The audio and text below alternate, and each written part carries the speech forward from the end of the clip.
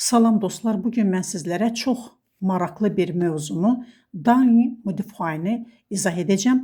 Mövzu çox aktual mövzudur. Həm IELTS, həm TOEFL, eyni zamanda SAM-lər üçün də çox incə məqamları və test tapşırıqlarında rast gələn, tələyə salınan mövzulardan birisidir. Downing Modify nə deməkdir? Azərbaycan dilində bu anlayış tam olaraq feili bağlama tərkibində mübtəda ilə subyektin uyğunsuzluğuna bənzəyir. Cümlənin əvvəlindəki feili ifadə, istər feili sifət, feili bağlama, məsdər tərkibi və yaxud da tək sifət olsun, əsas cümlədəki mübtəda ilə məntiqi olaraq üst-üstə düşməyəndə bu xəta yaranır. Nümunələrə baxırsınız.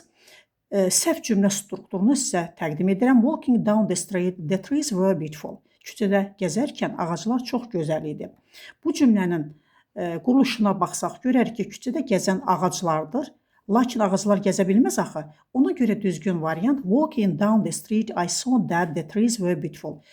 Həm virgülə qədərki cümlə, həm virgüldən sonraki cümlənin mübtədası eynidir. Yəni, mən eyni cümlədə iştirak edirəm, həm birinci, həm ikinci cümlədə hərəkəti gəzərkən ağacların gözəl olduğunu görürəm. Downing Modify-nin testlərdə asan tapmağın ipucularına baxaq.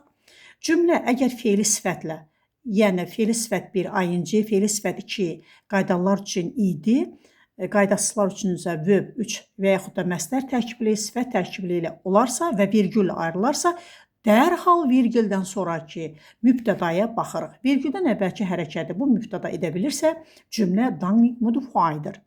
Advanced testlərdə ən çox düşən 4 gizli qəlbə fikir verək. Ən çox çaşdırılan məqam hansıdır? İmtahanlarda Downing Modify təkcə ING ilə verilmir.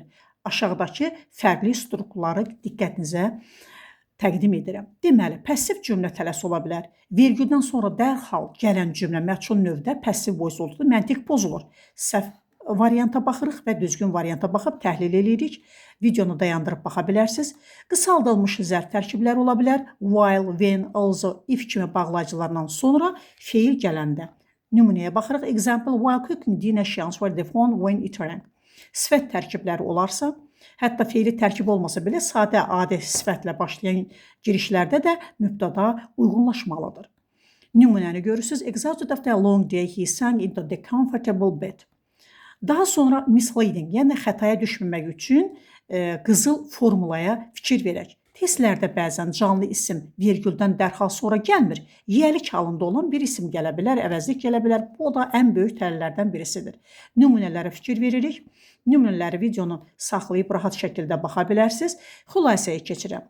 Deməli, testi həll edərkən 3 addımlıq checklistə fikir veririk. Giriş tərkibini tapırıq, yəni virgüldən əvvəlki hissəni. Hərəkəti kimin nəyin etdiyini müəyyənləşdiririk.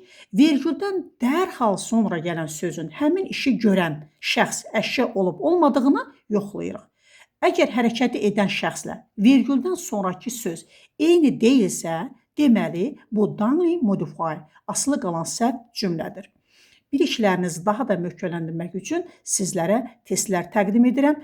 Unutmayın, testləri işləməmişdən öncə fikir verdiyiniz şey, virgüldən əvvəlki hərəkət edən şəxs, əşya dərhal virgüldən sonra gəlməlidir. Aşağıdakı cümlələrdə hansı Downing Modify-dır adı altında testləri rahat şəkildə dayandırıb baxa bilərsiniz.